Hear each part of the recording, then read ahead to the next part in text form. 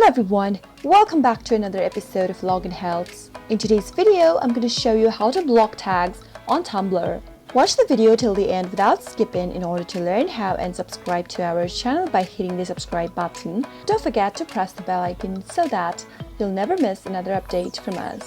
You can easily use the filtering system and block tags on Tumblr. Start by tapping open your Tumblr application and sign into your account if necessary. Once you're in order to block tags, tap on the account icon in the bottom right corner, which looks like a human figure, and from this page, tap on Settings button at the upper right corner. Now, as soon as you do that, tap on Account Settings at the top of the screen, and under Email, tap on Filtering. Tap on the New button right next to the filtered tags and start adding tags to your blacklist. For example, let me type in spoilers and tap on Add. You can go ahead and add more tags by tapping on the New button and typing the tag that you want to block. After you do that, you'll be able to block certain tags from appearing on your posts. After you make this change, you'll be able to block certain type of posts from appearing on your feed. I hope the tutorial was helpful to you. If it was, go ahead and give it a thumbs up. Feel free to comment down in the comment box if you have a question